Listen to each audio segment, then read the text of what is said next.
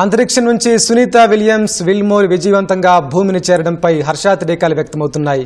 వారి ప్రయాణంలో ఎదుర్కొన్న సమస్యలపై మరిన్ని వివరాలు షార్ డైరెక్టర్ శేషగిరిరావుతో ఈటీవీ ప్రతినిధి రమ్య ముఖాముఖి.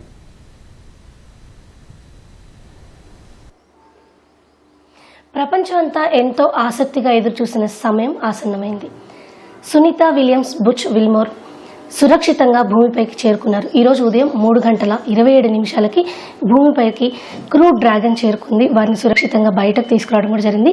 దీనికి సంబంధించినటువంటి మరిన్ని విశేషాలు తెలియజేసేందుకు ప్రస్తుతం మనతో ఉన్నారు షార్ మాజీ డైరెక్టర్ శేషగిరిరావు గారు. ఆయన అడిగి తెలుసుకుందాం. సార్ నమస్తే. నమస్కారం అండి. సార్, ఫస్ట్ ఆఫ్ ఆల్ అంటే ఈ ప్రయాణం చూసినట్లయితే కనుక అందరూ ఎంతో ఆసక్తిగా ఎదురు చూశారు. అంటే వీళ్ళు ఎంత సురక్షితంగా వస్తారు ఏంటి అనేది. సో ఈ ప్రయాణం గురించి ఏం చెప్పొచ్చు? అంటే ఇంత సురక్షితంగా దిగుతుంది అని ముందే అనుకున్నప్పటికీ ఎందుకని కొంత ఆందోళన ఉందంటారు? ముఖ్యంగా సునీత విలియమ్స్ను మన అందరం కలిసి భూమి మీదకి ఆహ్వానం పలుకుదాం. ఇది ఒక గొప్ప సాంకేతిక ప్రక్రియ అని చెప్పుకోవచ్చు. కోట్లాది భారతీయులే కాదు, ప్రపంచవ్యాప్తంగా అనేక మంది మానవులు ఈ ఉత్కంఠతో ఎదురు చూసిన ఉద్విగ్నమైన క్షణాలు ఇవి.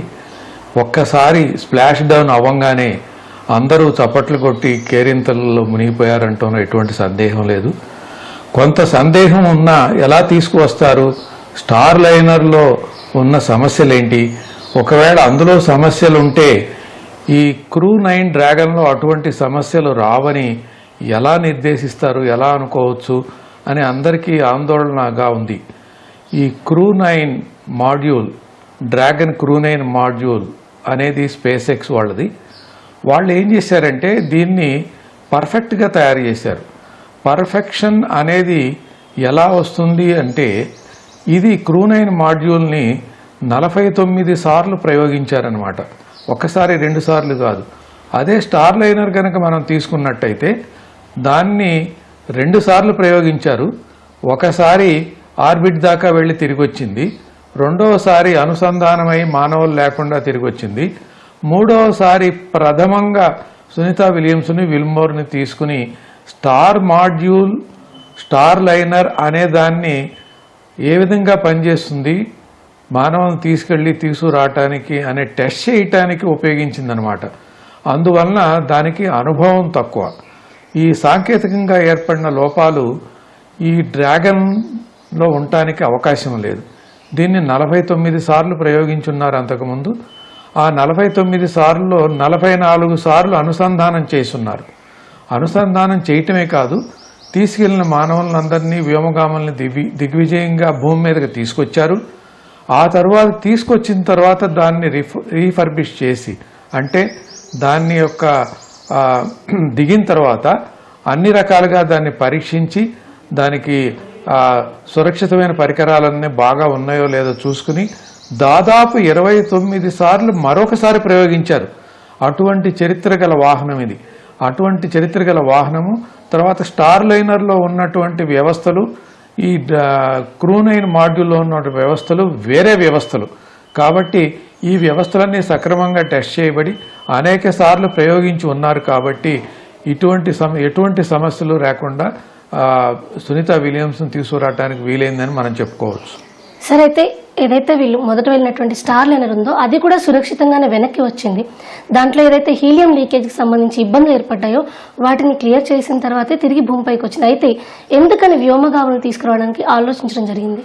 ఇప్పుడు మానవ సహిత ప్రయోగాలు చేయాలి అంటే దాన్ని రిలయబిలిటీ ఎంత ఉండాలి అని మనం ఒక్కసారి చూసుకున్నప్పుడు, ఎవరైనా ఒక మానవుడు విమానాల్లో ప్రయాణం చేసినప్పుడు ఎంత రిలయబిలిటీ ఉండాలో ఈ స్పేస్ యాక్టివిటీస్లో కూడా మానవ సహిత ప్రయోగాలు చేసినప్పుడు అంత రిలయబిలిటీ ఉండాలి.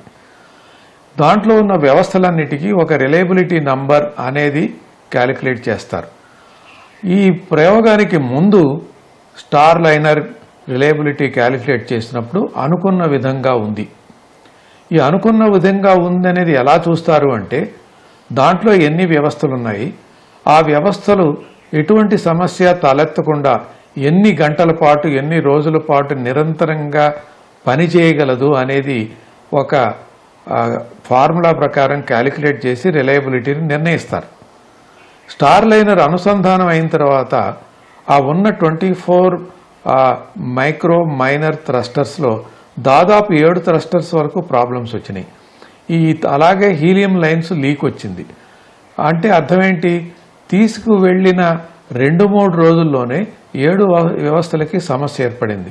అప్పుడు దానికి మనకున్నట్టు భద్రతా ప్రమాణాల ప్రకారం రిలయబిలిటీ నంబర్ క్యాలిక్యులేట్ చేసినప్పుడు అది మానవుల్ని తీసుకురావడానికి అనుగుణంగా లేదనమాట. అందువల్ల నాసా వాళ్ళు భద్రతా ప్రమాణాలకు అనుగుణంగా లేదు కాబట్టి తీసుకువచ్చేప్పుడు ఏదైనా సమస్య కనుక ఏర్పడితే అది తీరని సమస్య అవుతుంది, కాబట్టి అది రిపేర్ చేయలేని సమస్య అవుతుంది. కాబట్టి ఈ మానవుల్ని అంటే సునీతా విలియమ్స్ని విల్మోర్ని తీసుకురావడానికి సాహసించలేదు. ఎందుకంటే రిలయబిలిటీ అసెస్మెంట్లో ఈ యొక్క పరికరం అంటే స్టార్ లైనర్కి ఆ రిలయబిలిటీ ఇండెక్స్ అనుకున్నంత నంబర్ రాలేదు. అయితే ఈ రోజు ఏదైతే క్రూ డ్రాగన్ ల్యాండ్ అయిందో ఈ స్ప్లాష్ అయిన టైంలో వాతావరణం ఎంతవరకు అనుకూలంగా ఉంది? అండ్ వీళ్ళు మాట్లాడిన ప్రకారం చూసినట్లయితే నాసా వాళ్ళు చెప్పిన లెక్క ప్రకారం చాలా అనుకూలమైనటువంటి వాతావరణం ఉంది, ఎలాంటి ఇబ్బంది కలగలేదని. అయితే ఫ్లోరిడా తీరాన్ని ఎంపిక చేసుకోవడానికి కారణం ఏంటి? అండ్ వాతావరణ పరిస్థితులు ఎలాంటివి ఇలా అంటే స్ప్లాష్ అవ్వడానికి అనుకూలిస్తాయంటారు? వాతావరణ పరిస్థితుల్లో ముఖ్యంగా గమనించేది ఏంటంటే అక్కడ ఉన్నటువంటి వీస్తున్న గాలులు. ఉదాహరణకి ఎవరైనా సరే రాకెట్ ప్రయోగం చేసేప్పుడు కూడా ఆ స్ట్రక్చర్స్ ఎంత గాలికి నిలబడగలవు. ఈ గాలి మనందరం అనుకోవచ్చు ఎంత స్పీడ్తో భూమి మీద గాలులు వీస్తాయంటే దాదాపు 20 metres per second, 10 metres per second అయితే 36 కిలోమీటర్స్ పర్ అవర్. సాధారణంగా అన్ని రాకెట్లు ప్రయోగించే ముందు 20 మీటర్లు పర్ సెకండ్ అంటే దాదాపు 60 నుంచి 70 కిలోమీటర్ల గంట వేగాన్ని తట్టుకోగలదు. దిగేప్పుడు కూడా ఈ యొక్క క్యాప్సుల్కి అంత వేగం తట్టుకుంటుంది, కానీ ఈ గాలి వేగానికి డ్రిఫ్ట్ అవుతుందన్నమాట. పారాచూట్లు డ్రిఫ్ట్ అవుతాయి, దాంతోపాటు క్యాప్సుల్ కూడా డ్రిఫ్ట్ అవుతుంది. అందువలన ఒకటి గాలి వేగము, రెండోది క్లౌడ్ కవరేజ్ అంటాం మనం, క్లౌడ్ కవరేజ్. మూడోది సముద్ర ఉపరితలం మీద ఈ యొక్క కెరటాలు ఎంత ఎత్తున ఉన్నాయి. ఈ 3 అత్యవసరమని. దానితో పాటు ఈ వర్షం లేకుండా ఉండాలి. ఆ తర్వాత ఆ దిగిన 2-3 గంటల్లో వాతావరణం అనుకున్నట్టుగా ఉండాలి. ఇవన్నీ పరిశీలించిన తర్వాతే ఈ నిర్ణయం తీసుకున్నారు. ఆ తర్వాత ఏంటంటే ఒకవేళ ఏదన్నా ఇంకా కొన్ని గంటలు కానీ కొన్ని రోజులు కానీ వాయిదా పడేటైతే రాబోయే గంటల్లో కూడా వాతావరణం ఎలా ఉంటుందో అనేది ముందు న్యూమరికల్ మోడల్స్ ద్వారా ప్రిడిక్షన్ చేసి ఆ వాతావరణం బాగుంది అన్నప్పుడే ఈ యొక్క భూ వాతావరణంలో తీసుకురావడానికి అనువుగా టైం టేబుల్ని నిర్ధారిస్తారు. సరే, అయితే రోదసి నుంచి భూవాతంలో ప్రవేశించేటప్పుడు స్పీడ్ని క్రమక్రమంగా తగ్గిస్తూ ఉంటారు. అయితే ఈ స్పీడ్ రిడక్షన్ అనేది ఈ ప్రక్రియ అసలు ఎలా జరుగుతుంది? ఎంత వేగంతో ఈ స్ప్లాష్ అనేది జరుగుతుంది? మొదట ఏదైతే ఈ క్రూ డ్రాగన్ ప్రారంభమైందో అప్పుడు ఎంత స్పీడ్తో ఉంటుంది? ఈ స్ప్లాష్ అయ్యేటప్పుడు ఎంత స్పీడ్తో ఉంటుంది? ఈ క్రూ డ్రాగన్ ఇంటర్నేషనల్ స్పేస్ స్టేషన్తో అనుసంధానం అయినప్పుడు 419 కిలోమీటర్ల ఎత్తులో ఉంటుంది.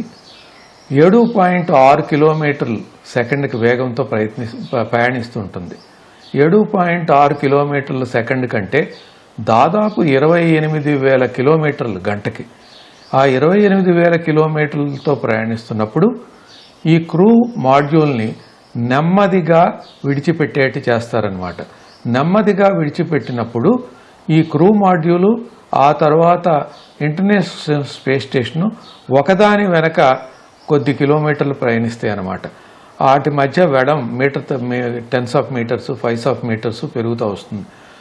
వీళ్ళు ఈ రెండు కొలిషన్కి ఎట్టి పరిస్థితుల్లోనూ దగ్గరగా లేవు అనుకున్నప్పుడు ఈ డ్రాగన్లో ఉన్నటువంటి థ్రస్టర్స్ని ఫైర్ చేసి కొంచెం ఆల్టిట్యూడ్ తగ్గించుకుంటూ ఆర్బిట్ని తగ్గిస్తారనమాట.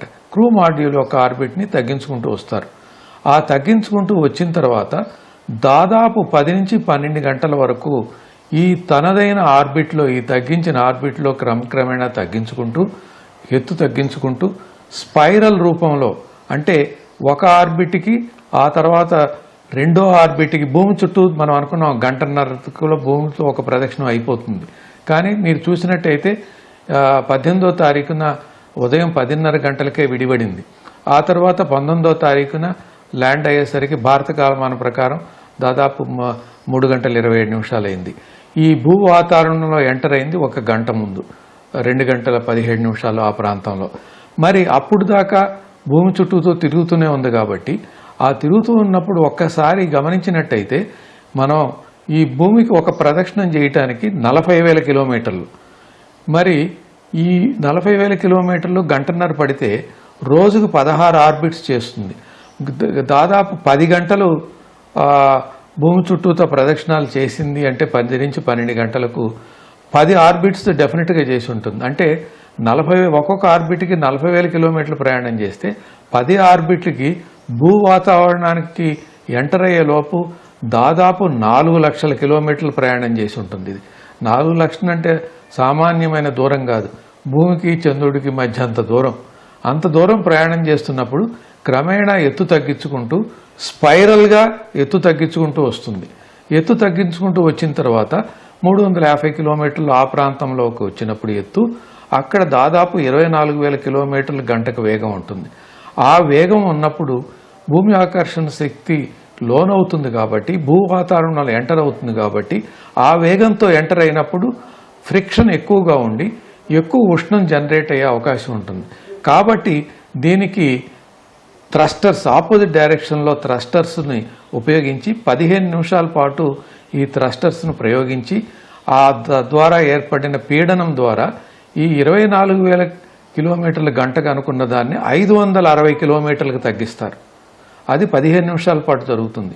ఈ 560 కిలోమీటర్ల గంట వేగం అప్పుడు దాదాపు 5.5 కిలోమీటర్ల ఎత్తుకు వచ్చేస్తుంది అనమాట. ఈ 5.5 కిలోమీటర్లకు ఎత్తు వచ్చినప్పుడు 115 కిలోమీటర్ల ఎత్తు దగ్గర నుంచి ఈ 5.5 కిలోమీటర్లకు ఎత్తు వరకు వచ్చినప్పుడు భూ వాతావరణం రాపిడి వలన ఈ యొక్క క్యాప్సూల్ చుట్టూత ఉష్ణోగ్రత 1600 నుంచి 1900 డిగ్రీ సెంటీగ్రేడ్ దాకా ఏర్పడుతుంది. అంటే ఒక ప్లాస్మా మ్యాటర్ లాగా ఏర్పడుతుంది. ఆ టైంలో భూమికి ఉన్న సంకేతాలు కూడా తెగిపోతాయి. అంటే కమ్యూనికేషన్ కూడా మనకి లోపం ఏర్పడుతుంది. అది దాదాపు 7 నిమిషాలు 5 నుంచి 7 నిమిషాల పాటు ఉంటుంది. ఎప్పుడైతే 5.5 కిలోమీటర్లు వేగం 500 కిలోమీటర్లు పర్ అవర్ ఉందో అక్కడ 2 డ్రోగ్ పారాచూట్లు తెరుచుకుంటాయి. అప్పుడే కమ్యూనికేషన్ వ్యవస్థ కూడా పనిచేయటం మొదలవుతుంది. ఆ 2 డ్రోగ్ పారాచూట్లు తెరుచుకున్న తర్వాత క్రమేణగా 5.5 కిలోమీటర్ల ఎత్తులో ఉన్నది 1.8 కిలోమీటర్ల ఎత్తుకు వస్తుందన్నమాట. ఆ ఎత్తుకు వచ్చినప్పుడు వేగం కూడా 190 కిలోమీటర్ల గంటకి తగ్గిపోతుంది. అప్పుడు ఈ 2 డ్రోగ్ పారాచూట్లు విడిపోయి మెయిన్ పారాచూట్లు 4 ఉంటాయి. ఆ 4 విచ్చుకుంటాయి. ఆ 4 190 కిలోమీటర్ల గంటకు ఉన్న వేగాన్ని తగ్గించుకుంటూ వస్తూ ఈ హైట్ను కూడా 1.8 కిలోమీటర్స్ నుంచి దాదాపు 50 మీటర్లు 20 మీటర్ల దాకా తీసుకొచ్చి దీని వేగాన్ని 25 కిలోమీటర్ల గంటకు తగ్గిస్తుంది అనమాట. 25 కిలోమీటర్లు అంటే దాదాపు 6 నుంచి 7 మీటర్లు సెకండ్కి వేగం. అంత తక్కువ వేగానికి తీసుకొస్తుంది. ఆ వేగంతో వచ్చిన తర్వాత దాదాపు 4 మీటర్లు 5 మీటర్లు పర్ సెకండ్ వేగం ఉన్నప్పుడు క్యాప్సూల్ భూమి మీద స్ప్లాష్ అవుతుంది. ఆ 4 పారాచూట్లు కూడా అది సపరేట్ అయిపోయి వేరే చోట ఫ్లై అయి పడిపోతుంది. వీటిని రికవర్ చేయటానికి క్యాప్సూల్ రికవర్ చేయటానికి ఈ దగ్గరలో ఉన్నటువంటి స్పీడ్ బోట్స్ ఒక అరగంట లోపు 20 నిమిషాల నుంచి అరగంట లోపు దాని దగ్గరకు చేరుకుంటాయి. చేరుకున్న తర్వాత ఇందాక మనం అనుకున్నాం కదా భూ వాతావరణానికి ప్రవేశించే ముందు రాకెట్ థ్రస్టర్స్ని ఉపయోగిస్తారు వేగం తగ్గించడానికి ఎత్తు తగ్గించడానికి.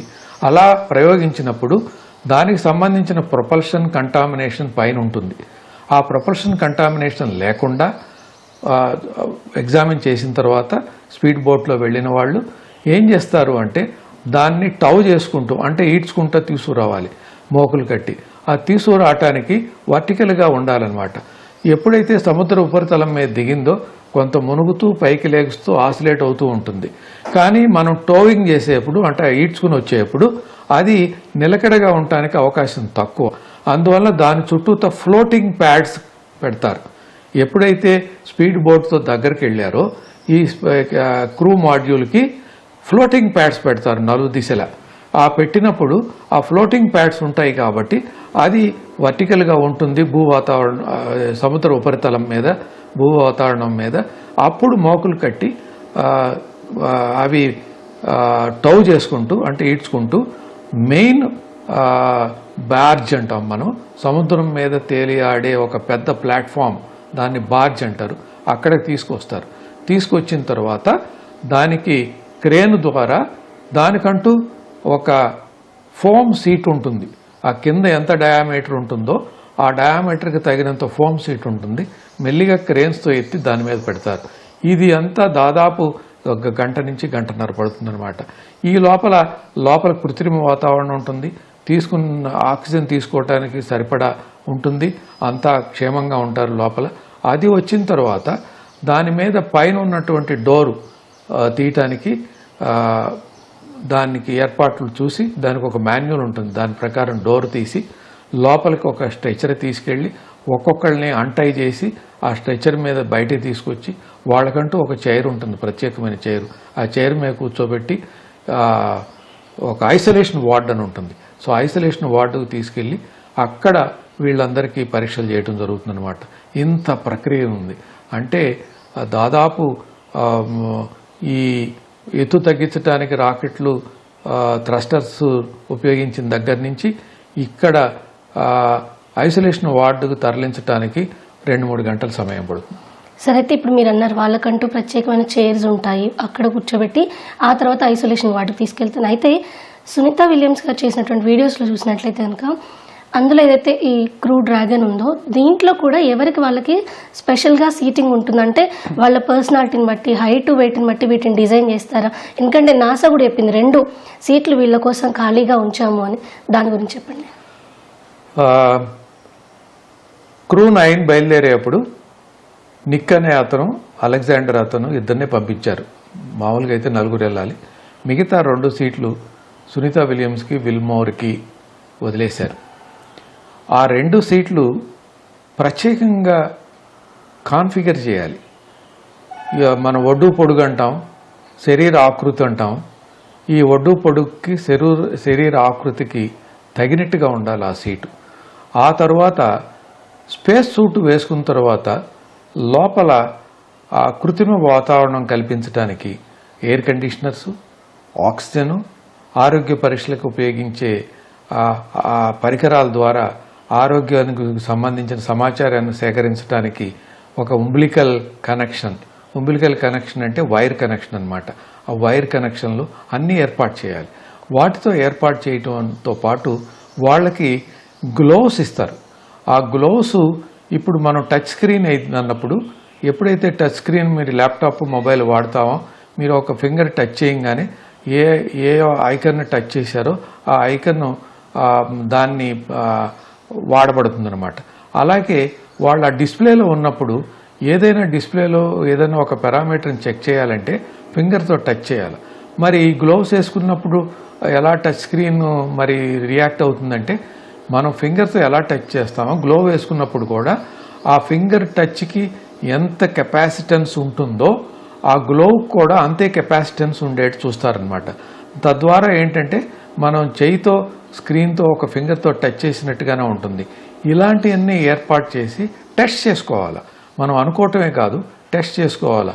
సరైన ఎయిర్ కండిషనింగ్ వెళ్తుందా, ఆరోగ్య పారామీటర్లు చూడటానికి వీలవుతుందా, వాళ్ళు డిస్ప్లే స్క్రీన్స్ చూడటానికి వీలవుతుందా, ఏదైనా అవసరమైనప్పుడు ఒక డిస్ప్లే నుంచి ఇంకో డిస్ప్లేని మార్పటానికి వీలవుతుందా, ఆ తర్వాత అవసరమైనప్పుడు వాళ్ళు ఏదైనా మరి ద్రవాలు వాటర్ కానీ ఏదైనా తీసుకోవటానికి వీలవుతుందా, ఇవన్నీ ఒక ప్రాక్టీస్ ఉంటుంది, ఒక ప్రాక్టీస్ సెషన్. ఆ ప్రాక్టీస్ సెషన్ చేయటానికి మామూలుగా అయితే భూమి మీద చేస్తారు. కానీ విల్మోర్ కానీ సునీత విలియమ్స్ కానీ భూమి మీద నుంచి ఈ క్రూ 9లో రాలేదు. అక్కడ అనుసంధానం అయిన తర్వాత వాళ్ళకి ఏర్పాటు చేసిన సీట్లలో ఈ 9 నెలల పాటు చాలా సమయం ఉంది కాబట్టి ఇవన్నీ పరీక్షించుకుని, నిజంగా మాట్లాడితే సునీత విలియమ్స్కి అంతకుముందు వెళ్ళినప్పుడు ఒక స్పేర్ సూట్ ఉంది, కానీ విల్మోర్కి అసలు దానికి తగ్గ ఆ క్రూ మాడ్యూల్కు తగ్గ స్పేస్ సూట్ లేనేలేదు. ఆ తర్వాత రీసప్లైస్కి సపరేట్ వాహకాలు ఉంటాయి. ఇంటర్నేషనల్ స్పేస్ స్టేషన్లో రీసప్లైస్ తీసుకెళ్ళటానికి సపరేట్గా వాహనాలు ఉంటాయి అన్నమాట. తద్వారా ఈ యొక్క సప్లైస్ పంపించినప్పుడు ఈ సునీత విలియమ్స్తో పాటు విల్మోర్కి కూడా స్పేస్ సూట్లు కూడా పంపించారు. ఆ పంపించిన స్పేస్ సూట్ని టెస్ట్ చేసుకున్నారు, అంతా బాగుందని నిర్ధారణ అయింది. ఈ ఎప్పుడైతే క్రూ 9 నిర్ధారిత సమయం ఎన్నాళ్ళు ఉండాలో ఆ అన్నాళ్ళు డిసైడ్ చేశారో, అక్కడున్న శాస్త్ర పరిశోధనలన్నీ అయిపోయిన తర్వాత, ఇంత ప్రక్రియ జరిగిన తర్వాత ఎంత అనుభవం వచ్చింది అంటే, ఆ క్రూ మాడ్యూల్లో సునీత విలియమ్స్కి, విల్మోర్కి స్టార్ లైనర్లో ఎంత తర్ఫీదు పొందారో దీంట్లో కూడా అంత తర్ఫీదు పొందడానికి అవకాశం వచ్చిందనమాట. కాబట్టి ఆ ఫెమిలియారిటీ అనేది వాళ్ళకి ఏర్పడిపోయిందని మనం మాట్లాడుకోవచ్చు. ఆ విధంగా ఫెమిలియారిటీ వచ్చింది కాబట్టి వీళ్ళు ఆ సీట్లో కూర్చుని ప్రయాణించడానికి వీలైంది. అంతేకాదు సునీత విలియమ్స్ అనే ఆవిడ ఒక అద్భుతమైన వ్యోమగామని చెప్పుకోవచ్చు. ఎందుకంటే ఆమె అనుసంధానం చేసే క్యాప్సూల్స్లో ప్రయాణించిందంటూ లేదు. ఆమె స్పేస్ షటిల్ డిస్కవరీలో వెళ్ళింది, సూయజ్ రష్యన్ వెహికల్లో వెళ్ళింది, మరి స్టార్ లైనర్లో వెళ్ళింది, మరి మనం చూసాము దిగిరావటానికి డ్రాగన్ క్రూ 9లో వచ్చింది. ఇంత అనుభవం ఉంది ఆవిడ. కాబట్టి ఎటువంటి వాహనంలోనైనా తనకంటూ తాను ప్రత్యేకంగా నేర్చుకోవటానికి అంత నేర్పరిగల వ్యక్తి అని చెప్పుకోవచ్చు. సరే, అయితే ఇప్పుడు మీరు అన్నట్టు నిజంగానే సునీత విలియమ్స్ గారు అంటే వారం రోజుల ప్రయాణానికి వెళ్ళి 9 నెలల పాటు అక్కడున్నప్పుడు భూమిపైన ఉన్న ప్రతి ఒక్కరు ప్రపంచవ్యాప్తంగా వచ్చిన డిస్కషన్ ఏంటంటే వాళ్ళు అక్కడ ఇరుక్కుపోయారు అని. కానీ మధ్య మధ్యలో తను భూమిపైన ఉన్న వాళ్ళతో ఇంటరాక్షన్ చేసిన సందర్భంలో మేము ప్లాన్డ్గానే ప్రిపేర్డ్గానే ఉన్నాము, మాకు సరైన తర్ఫీదు ఉంది, మేము ఎలాంటి ఆందోళన చెందడం లేదు అని చాలా ఆత్మవిశ్వాసంతో చెప్పారు. ఈరోజు బయటకు వచ్చినప్పుడు, క్యాప్సూల్ నుంచి బయటకు వచ్చినప్పుడు కూడా చాలా సంతోషంగా హాయ్ చెప్పారు, అందరినీ పలకరించారు. సో అంటే వాళ్ళ కాన్ఫిడెన్స్ అనేది వాళ్ళు అక్కడ ఇరుక్కుపోలేదు అన్న విషయాన్ని స్పష్టంగా చెప్తుంది. సో అక్కడ ఇన్ని నెలల పాటు ఉండడానికి ఈ మానసిక స్థైర్యం, దీనికి సంబంధించి వాళ్ళు ముందుగానే దీనికి కూడా తర్ఫీదు పొందుతూ ఉంటారా? అండ్ అక్కడున్నప్పుడు నిజంగా వ్యోమగాములు, ఎందుకంటే వారం రోజులు వెళ్ళాల్సిన వాళ్ళు 9 నెలల పాటు ఉండాల్సి వచ్చింది, ఒత్తిడికి ఏమైనా లోనవుతుంటారు? ఒత్తిడి అనేది ఉంటుంది. కానీ ప్రత్యేకత ఏంటంటే విల్మోర్కి కానీ సునీత విలియమ్స్కి కానీ, సునీత విలియమ్స్కి అప్పటికే 300 గంటలకు పైగా ఆమెకి అనుభవం ఉంది. విల్మోర్ రెండోసారి వెళ్ళారు, మొదటిసారి కాదు. విల్మోర్ కూడా రెండోసారి. మొట్టమొదటి 8 రోజులకి వెళ్ళినప్పుడు ఎప్పుడైతే వాయిదా పడుతుంది అనేది వాళ్ళు అనుసంధానం అయిన వెంటనే తెలిసింది వాళ్ళకి. అనుసంధానం అయిన తర్వాత ఏర్పడిన సమస్యల వలన లేటుగా తెలుసుకోవటం కాదు. అనుసంధానం జరిగేప్పుడే 1-2 థ్రస్టర్స్ మొరాయించటం కానీ, ఆ హీలియం లీక్ కానీ కొద్దిగా ఉన్నాయి. అందువల్ల అనుసంధాన ప్రక్రియలోనే దాదాపు లెటసే ఒక 40 నిమిషాలు పడుతుంది అనుకున్నప్పుడు అదనంగా ఒక 20 నిమిషాలు పట్టి అక్కడ అనుసంధానం చేయటానికి ఆ మేటింగ్ ప్రక్రియ అనేది ఏది ఉందో, అనుసంధాన ప్రక్రియ, అవన్నీ ఒకదానికొకటి ఆపోజిట్గా వచ్చి అనుసంధానం దిగ్విజయంగా చేయటానికి కొంత సమయం అదనంగా పట్టింది. అప్పుడే వారికి తెలుసు. దాంతోపాటు ఏంటంటే వీళ్ళకి ఎప్పుడూ మొట్టమొదటి ప్రయాణం కాబట్టి ఏదైనా సమస్యలు వస్తే ప్లాన్ బి ఏంటి, ప్లాన్ సి ఏంటి అనేది ఎప్పుడూ ఉంటుంది. ఈ తలెత్తిన సమస్య అదృష్టవశాత్తు ఇంటర్నేషనల్ స్పేస్ స్టేషన్లోకి వెళ్ళిన తర్వాత వచ్చింది కాబట్టి, వీళ్ళిద్దరే అనుభవజ్ఞులు కాబట్టి, ఆ తర్వాత మొదటి 2 రోజులు ఏదైనా ఒత్తిడికి లోనై ఉంటారేమో కానీ నా ఉద్దేశం ప్రకారం, ఆ తర్వాత వాళ్ళ స్వానుభవం బట్టి ఈ 3 నెలలైనా 4 నెలలైనా, చివరికి అది 9 నెలలు అయింది కాబట్టి క్రమేణా ఆ ఒత్తిడిలో నుంచి బయటకు వచ్చి రోజు మనకి నిర్వర్తించిన కార్యక్రమం ఏంటి అని ఒక ప్రణాళిక ప్రకారం వాళ్ళు నిర్వర్తించుకుంటూ వెళ్ళారు కాబట్టి ఆ ఒత్తిడిని అధిగమించి అక్కడ ఉండగలిగారని మనం చెప్పుకోవచ్చు. అదే కొత్తగా వెళ్ళిన వాళ్ళైతే ఆ ఒత్తిడి చాలా కష్టం. మొదటిసారి, కొత్తగా అంటే మొదటిసారి వెళ్ళిన వాళ్ళకి ఏమవుతుంది, 2వ నెలలో ఏమవుతుంది, 3వ నెలలో ఏమవుతుంది, ఇంకా ఎప్పుడు నన్ను భూమి మీద తీసుకొస్తారు అనే ప్రశ్న వీళ్ళిద్దరికీ తక్కువ బాధిస్తుంది మిగతా వాళ్ళకన్నా. ఇవన్నీ కలిసి వచ్చిన విషయాలన్నమాట. ఆ తర్వాత ఏంటంటే ఇక్కడ ప్లాన్ బి, ప్లాన్ సిలో డెఫినెట్గా ఒకవేళ ఇలా గనక స్టార్ లైనర్ మొరాయిస్తే ఈ మరి సూయజ్ ద్వారా కానీ లేదా క్రూ డ్రాగన్ ద్వారా కానీ తీసుకురావడానికి ప్రణాళికలు ఉన్నట్టుగానే మనకు తెలిసింది. సరే, అయితే క్రూ డ్రాగన్ 9 వీళ్ళు వెనక్కి వచ్చారు. 10 వెళ్ళేంత వరకు కూడా డాకింగ్ ఇదంతా జరిగేంత వరకు కూడా వీళ్ళు వెయిట్ చేయాల్సిన పరిస్థితి వచ్చింది. ఎందుకని అంటే ఏదైతే ఇంటర్నేషనల్ స్పేస్ స్టేషన్ ఉంటుందో అక్కడ జరిగేటటువంటి పరిశోధనలకు సంబంధించి ఈ ఎవరైతే శాస్త్రవేత్తలు ఉంటారో వాళ్ళు అక్కడ కొంతకాలం ఉండాల్సి, అంటే ఇంకో టీం వచ్చేంత వరకు వీళ్ళని ఉంచేందుకే ఎక్కువ సమయం ఉంచుతారు. ఏంటి అసలు అక్కడ ప్రక్రియ? ఇంటర్నేషనల్ స్పేస్ స్టేషన్లో మాన్యువల్ ఆఫ్ ఆపరేషన్స్ అని ఉంటాయి. అంటే వ్యోమగాములు వచ్చినప్పుడు ఎన్ని రోజులు ఉంటారు, ఇటువంటి శాస్త్ర పరిశోధనలు చేస్తారు, శాస్త్ర పరిశోధనలు మనకు సమగ్రమైన రిజల్ట్ వచ్చే వరకు ఎన్నాళ్ళు ఉండాలి అనేది ముందే నిర్ణయిస్తారు.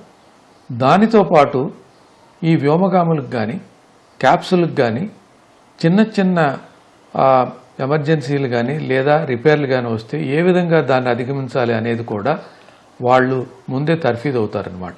ఇలా తర్ఫీదు అయినప్పుడు ఏమవుతుంది అంటే ప్రతి క్యాప్సూలు ఇంటర్నేషనల్ స్పేస్ స్టేషన్కి అనుసంధానం అవటానికి భూమి మీద బయలుదేరినప్పుడే ఎన్ని నెలలు ఉంచాలి అనేది ముందే నిర్ధారిస్తారు. దానితో పాటు ఏ క్యాప్సూల్లో ఎవరైతే వెళ్ళారో వాళ్లే దాంట్లో మళ్ళీ వెనక్కి వస్తారు. ఈ రెండు ముఖ్యమైన అన్నమాట. ఒకటి మనుషులు ఎంతమంది వెళతారు, ఎన్ని నెలల తర్వాత వాళ్ళని వెనక్కి తీసుకురావాలనేది ముందే నిర్ధారితమైనది. దీంట్లో ఉన్న ఎక్స్పెరిమెంట్లు నేను చూసింది ఏంటంటే, దీంట్లో ఉన్న ఎక్స్పెరిమెంట్లు కంప్లీట్ చేయడానికి ఆ వెళ్ళినటువంటి వ్యోమగాములు దాదాపు 4 నెలల పాటు ఉండి ఆ ఎక్స్పెరిమెంట్స్ కంప్లీట్ చేసి కిందకి రావాల్సింది. అదేవిధంగా వెళ్ళిన తర్వాత వాళ్ళు అంత సమయం అక్కడ ఉండాలి. ఎందుకంటే తీసుకెళ్లిన ఎక్స్పెరిమెంట్స్ ఆ ఎక్స్పెరిమెంట్లు పరిశోధన కంప్లీట్ కాకుండానే వెనక్కి వచ్చేయాల్సి ఉంటుంది. అనేకమైనటువంటి ఖర్చుతో కూడిన వ్యవహారం ఇది.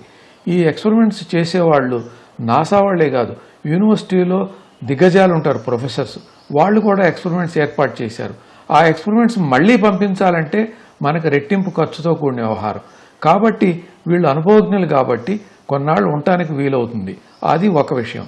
రెండో విషయం ఏంటంటే, ఈ ఇంటర్నేషనల్ స్పేస్ స్టేషన్లోనూ ఏ రోజుకు ఆ రోజు ఎలా నడుస్తోంది, దీనికి సంబంధించిన పరికరాల గురించి పరీక్షించడానికి క్రూ కావాలి. కాబట్టి ఆ క్రూ ఈ 4 వచ్చేస్తే దానికి సంబంధించిన అదనంగా కావాల్సిన క్రూ కావాలంటే ఇలా క్రూ టన్లో వెళ్ళి ఒక 4 వాళ్లతో చేరినట్టుగా అది కూడా తప్పనిసరి. కాబట్టి ఇక్కడికి వెళ్ళిన క్రూకి అందిపుచ్చుకోవటాలంటూ ఉంటాయి. అక్కడ ఉన్న అంటే మనం రిలీవర్ వచ్చారు, మీరు ఛార్జ్ హ్యాండ్ ఓవర్ చేయండి అంటూ ఉంటాం. ఆ విధంగా ఈ వెళ్ళిన క్రూ వీళ్ళు చేయాల్సినటువంటి పనుల్ని వాళ్ళు హ్యాండ్ ఓవర్ చేసుకుని 1-2 సార్లు ఆ హ్యాండ్ ఓవర్ చేసుకున్న ప్రక్రియ వీళ్ళు సరిగ్గా చేయటానికి వీలవుతుందో లేదో అని చూసుకోవటానికి కొంత సమయం పడుతుంది. ఎందుకంటే జపనీస్ వెళ్తారు, రష్యన్స్ వెళ్తారు, ఇంకా మిగతా దేశస్తులు వెళ్తుంటారు, అమెరికన్స్ వెళ్తుంటారు. వాళ్ళు మాట్లాడే భాష వేరు, వాళ్ళు చదువుకున్నటువంటి మరి ఆ డిగ్రీ వేరు. కొంతమంది ఫిజిక్స్, కొంతమంది ఏరోనాటిక్స్ అలా ఉంటారు. క్రమేణా నేర్చుకున్న తర్వాత ఎక్కువ రోజులు పట్టదు, 1-2 రోజుల్లో నేర్చేసుకుంటారు. అప్పుడు ఈ 4 రిలీవ్ చేశాము అనేది ఒక పత్రం తయారు చేస్తారు. అప్పుడే రిలీవ్ పత్రం ఉన్న తర్వాత ఇంకా ఈ యొక్క అన్డాకింగ్ ప్రక్రియ మొదలవుతుందన్నమాట. సరే, అయితే మనం చూసాం ఈ దాదాపు 1 వారం రోజుల కోసం వెళ్ళి 9 నెలల పాటు ఉన్నారు. ఇందాక మీరు అన్నారు వాళ్ళకి ప్లాన్ బి, ప్లాన్ సి కూడా ఉంటాయి. ఈ ప్లాన్ బిలో భాగంగానే సునీత విలియమ్స్ అక్కడ మొక్కల పెంపకం కానివ్వండి, ఇతరత్ర పరిశోధనలు చేశారనుకోవచ్చా? ప్రధానంగా ఈ 9 నెలల కాలం పాటు వాళ్ళు చేసినటువంటి ప్రయోగాలు ఏంటి? మొత్తం ఎన్ని ప్రయోగాల్లో భాగస్వాములు అయ్యారు? దాదాపు 24 గంటలు మనం ఒక రోజు అనుకుంటాం, కానీ వాళ్ళకి భూమి చుట్టూ 1.5 ఒక ప్రదక్షిణం చేస్తారు. కాబట్టి 16 ప్రదక్షిణాలు అవుతాయి రోజుకి. 16 సార్లు సూర్యోదయం చూస్తారు, 16 సార్లు సూర్యాస్తమయం చూస్తారు. కానీ వాళ్ళకి నిర్దేశించిన సమయంలో ప్రతిరోజు 24 గంటల్లో దాదాపు 8 గంటల పాటు వాళ్ళు నిద్రించాలి, లేదా ఒక రకమైన రెస్ట్ తీసుకోవాలి. అప్పుడు కూడా ఈ సూర్యోదయం సూర్యాస్తమయం వెలుతురు పడుతుంటే ఇబ్బంది. కాబట్టి వాళ్ళకి కృత్రిమమైన ఒక చీకటి వాతావరణాన్ని ఏర్పాటు చేస్తారు స్క్రీన్స్ పెట్టి. సో వీళ్ళు నిద్రించే సమయం వంతుల వారీగా ఉంటుంది. ఆ వంతుల వారీగా నిద్రించే సమయానికి నిద్రించాలి. ఆ తర్వాత నిర్దేశించిన సమయం 8 గంటలకు పోతే మనకు ఆ తర్వాత 16 గంటలు ఉంటుంది. ఆ 16 గంటల్లో వీళ్ళు ఆహారం తీసుకునే సమయం, ఆహారం తయారు చేసుకోవటానికి కూడా అక్కడ వసతి ఉంది. ఎందుకంటే అక్కడ పైన మైక్రోవేవ్ ఓవెన్స్ ఉన్నాయి, తర్వాత ఎలక్ట్రికల్ ఓవెన్స్ ఉన్నాయి. వాళ్ళు తీసుకెళ్ళిన ఆహారం డ్రై ఫుడ్ ఉంటుంది కాబట్టి ఆ డ్రై ఫుడ్ పచనం చేసుకోవాలి. కొన్ని డ్రై ఫుడ్ డైరెక్ట్గా తీసుకోవచ్చు. ఆ తర్వాత వాహనాలు, వాహనం అంటే ఇక్కడి నుంచి కిచెన్లోకి వెళ్ళటానికి వాహనం అని నేను అన్నాను, ఫ్లయింగ్లో వెళ్తుంటారు, ఫ్లోటింగ్ కాబట్టి వాహనాలంటూ ఏమీ ఉండవు అక్కడ. మరి ఒక చోట నుంచి ఒక చోటకి ప్రయాణం చేయటం, ఆ ప్రయాణం చేసిన తర్వాత అక్కడ కార్యక్రమం చేయటం, ఈ ఆహార వ్యవహారాలు ఎక్సర్సైజు చేయటానికి దాదాపు ఒక 8 గంటలు, నిద్ర 8 గంటలు, ఇదొక 8 గంటలు, 16 గంటలు. 16 గంటల తర్వాత రీడింగ్ కని, ఎంటర్టైన్మెంట్ కని, ఫ్యామిలీతో గడపటానికని, శాస్త్ర పరిశోధనలకని ఒక డివైడ్ చేస్తారు. ఈ విధంగా ప్రతిరోజు కార్యక్రమం తయారవుతుంది. ఈ కార్యక్రమాన్ని కంప్లీట్ చేయంగానే భూమి మీద మనమైతే ఎలా ఆఫీస్కి వెళ్ళి మళ్ళీ వెనక్కి వచ్చి ఇంట్లో కార్యక్రమాలు చేసుకుంటామో ఆ విధంగా అలవాటు పడిపోతారు. అంటే మొత్తం ఎన్ని ప్రయోగాలు చేశారు సార్ వీళ్ళంటే? ఏదైతే 8 అవర్స్ స్లీప్ ఉంది, ఆ తర్వాత 8 అవర్స్ ముఖ్యంగా సునీత విలియమ్స్ చేసిన ప్రయోగాల్లో గార్డెనింగ్ ముఖ్యమైనదిగా చెప్తున్నారు. దాంతోపాటు ఆమె స్పేస్ వాక్ చేసింది. దాదాపు 62 గంటల పాటు స్పేస్ వాక్ చేశారు. స్పేస్ వాక్లో ఏం చేస్తారని అందరికీ అనుమానం రావచ్చు. సోలార్ ప్యానెల్స్ బాగున్నాయా లేవా, ఏదైనా ఒక పరికరం చెడిపోవటానికి సిద్ధంగా ఉందని మనకి పరిశీలనలో తేలితే లోపల ఉన్న క్రొత్త పరికరం తీసుకెళ్లి బయట బిగించాలి. దాని దగ్గర నుంచి భూమి బయట ఎటువంటి మైక్రోబులు ఉంటాయి, మరి లోపల ఏదైనా మైక్రోబులు పెరగటానికి అవకాశం ఉందా అనే దానికి వీలుగా వాళ్ళకి ఇచ్చినటువంటి ఒక చిన్న పరికరం ద్వారా ఈ మైక్రోబ్స్ కలెక్షన్ చేసి ఒక స్లైడ్లో పెట్టి భద్రపరుస్తారు. అది భూమి మీదకి వచ్చిన తర్వాత దాన్ని పరిశీలించి అది ఎటువంటి మైక్రోబో చెప్తారనమాట. అది కూడా చేసింది ఆవిడ. దాంతోపాటు అనేక శాస్త్ర ప్రయోగాలు ఉన్నాయి, ముఖ్యంగా క్రొత్తవి అన్నమాట, రసాయనాలకు సంబంధించింది. ఆ తర్వాత ఈ యొక్క భూమి మీద నుంచి మనుషులు వెళ్ళినప్పుడు మనుగడ సాధించటానికి ఎటువంటి వాతావరణం కావాలి అనేది కూడా పరిశీలిస్తూ ఉంటారు. ఇవన్నీ చేయటానికి ఒక ప్రణాళిక ప్రకారం జరుగుతుంది అక్కడ. సరే, అయితే ఈ మొత్తం ప్రణాళికలో చూసినట్లయితే ఏదైతే మీరు ఇందా గార్డెనింగ్ అన్నారు, ఈ గార్డెనింగ్కి విశిష్టత ఏంటి? అంటే అక్కడ మొక్కల పెంపకానికి ఏదైనా ప్రత్యేకత ఉందా? ప్రత్యేకత ఉంటుంది. ఎందుకంటే అక్కడ మీకు సాయిల్ వేరు, అక్కడ సూర్యరశ్మి వేరు, అక్కడ ఉండేది కృత్రిమ వాతావరణం. ఎందుకంటే ఆ కృత్రిమ వాతావరణంలో ఇక్కడ ఉన్నట్టుగా మన వాతావరణంలో 20% ఆక్సిజను, కార్బన్ డైఆక్సైడ్, నైట్రోజను అలా ఉండటానికి తక్కువ అవకాశం ఉంది. ఆ కృత్రిమ వాతావరణంలో ఈ మొక్కలు పెరగాలి. అందువలన ఈ కృత్రిమ వాతావరణంలో పెరగడానికి అనువైనటువంటి సీడ్సే తీసుకెళ్తారు. ఒక రకమైన ఆకుకూరలు పెంచడం జరిగింది. అంతకుముందు వెళ్ళిన వ్యోమగాములు అయితే పొటాటాలు కూడా పెంచారు, టమాటోలు పెంచారు. ఈ విధంగా తీసుకొచ్చి కొంతమంది ముఖ్యంగా అగ్రికల్చర్ శాస్త్రజ్ఞులు ఏమంటున్నారంటే అక్కడ తయారు చేసిన సీడ్స్, ఆ వాతావరణంలో తయారు చేసిన సీడ్స్ భూమి మీద గనక తీసుకొచ్చి మనం వాడుకుంటే ఉత్పత్తి ఏమన్నా అధికంగా పెరుగుతుందా, చీడపీడల యొక్క ప్రభావం దాని మీద తగ్గుతుందా అనేది కూడా ఒక పరిశోధన ఉంది. ఇలాంటివన్నీ చేయాలి అంటే ఇటువంటి గార్డెనింగ్కి, ఇటువంటి మొక్కలు పెంచే విధానానికి చాలా విశిష్టత ఉంది. ఎందుకంటే అక్కడ తీసుకొచ్చిన విత్తనాలు భూమి మీద తీసుకొస్తే మెరుగైన పోషక పదార్థాలు ఉంటే ఇంకా మంచిది. కాబట్టి ఇది ఇక్కడ ఉన్నటువంటి ఈ యొక్క అగ్రికల్చర్ శాస్త్రజ్ఞులకి ఒక ఉపయోగకరమైన చర్య అనుకోవచ్చు. అంటే ఇప్పుడు ఆ మొక్కల్ని వెనక్కి తీసుకొస్తారా సార్? ఇక్కడ పరిశోధనల కోసం మళ్ళీ వినియోగిస్తారా? కొన్ని భద్రపరుస్తారు, ఆకులు కానివ్వండి, కాండం కానివ్వండి, వేళ్లు కానివ్వండి, ఆ కాన్స్టిట్యూయెంట్స్ ఏంటి అని చూస్తానికి భద్రపరుస్తారు. ఇవి అడిబుల్ కాబట్టి, తినటానికి వీలయ్యాడు కాబట్టి కొన్ని అక్కడే భుజించడానికి వీలుగా ముందే నిర్దేశించిన సమయంలో అవి తయారైన తర్వాత వాటిని పరీక్ష తినటానికి అనువుగా ఉందా లేదా అని పరీక్ష చేయడానికి పరికరం ఉంటుంది. ఆ పరికరంతో పరీక్ష అయిన తర్వాత వాళ్ళని తినటానికి వాళ్ళకి ఆదేశాలు ఇస్తారు. కొన్ని అయితే భద్రపరిచి తీసుకొచ్చేస్తారు. సాధారణంగా తినటానికి ఒకసారి వాళ్ళు అక్కడ తయారైన తర్వాత మొట్టమొదటిసారి తినటానికి ప్రయత్నించరు. అది తినకుండా భూమి మీదకి తీసుకొచ్చి అది పరీక్షలు జరిగిన తర్వాత రెండోసారి పెంచినప్పుడు మళ్ళీ తినటానికి అనువుగా ఉన్నప్పుడే వీళ్ళకి మానవులు తినటానికి ఏర్పాటు చేస్తారు. ప్రథమ దశలో మాత్రం మొట్టమొదటిసారి పెంచినప్పుడు వాళ్ళు తీసుకోవటానికి నా ఉద్దేశం ప్రకారం అంత నిర్ణయం తీసుకోరు మొట్టమొదటి తీసుకోవటానికి. సరే, అయితే ఏదైతే ఈ 9 నెలల కాలంలో చూసినట్లయితే స్పేస్ వాక్తో పాటుగా సునీత విలియమ్స్ విద్యార్థులతో కూడా ఇంటరాక్షన్ చేయడం జరిగింది. అంటే ఇలాంటి ఇంటరాక్షన్స్ చేయడం ద్వారా విద్యార్థుల్లో భవిష్యత్తులో ఏదైతే అంతరిక్షంలోకి వెళ్ళాలనుకుంటున్నారో వాళ్ళలో ఒక మోటివేషన్ నింపడానికి పనికి వస్తుందంటారా? ఖచ్చితంగా.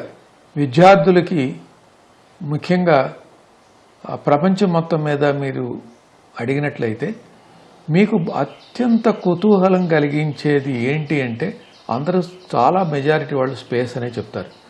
సో అందువలన విద్యార్థులతో మాట్లాడినప్పుడు విద్యార్థులందరూ సునీత విలియమ్స్ అసలు ఎలా ఉండగలిగారు, ఏం తింటోంది, దైనందిన కార్యక్రమాలు ఎలా చేయగలుగుతోంది, ఏమేం బుక్స్ చదువుతోంది, అక్కడ ఎంటర్టైన్మెంట్కి ఏమేమి చూడగలుగుతోంది అనేది జిజ్ఞాస వీళ్ళకి. ఒకవేళ మేము కూడా అక్కడికి వెళ్తే మేము చదువుకోవాల్సిన డిగ్రీ ఏంటి, పొందాల్సిన తర్ఫీదు ఏంటి, ఎన్నాళ్ళ అనుభవం కావాలి, మరి ఫైటర్ పైలట్గా ఎన్ని గంటల అనుభవం కావాలి, ఆ తర్వాత ఈ కృత్రిమ వాతావరణానికి ఏ విధంగా తట్టుకోవాలి, దాంతోపాటు మైక్రోగ్రావిటీలో ఏ విధంగా ఉండాలి, తర్వాత తలెత్తే ఆరోగ్య సమస్యలు ఏంటి, అక్కడ ఉన్న టెంపరీగా వచ్చే ఆరోగ్య సమస్యలను ఏ విధంగా అధిగమించాలి, ఇవన్నీ తెలుసుకోవటానికి కుతూహలంగా ఉంటారు. వీటన్నిటికీ ఆమె అడిగిన ప్రశ్నలన్నిటికీ జవాబులు చెప్పి వీళ్ళందరి యొక్క ప్రశ్నలకి జవాబు ఇచ్చి సాటిస్ఫై చేశారనమాట.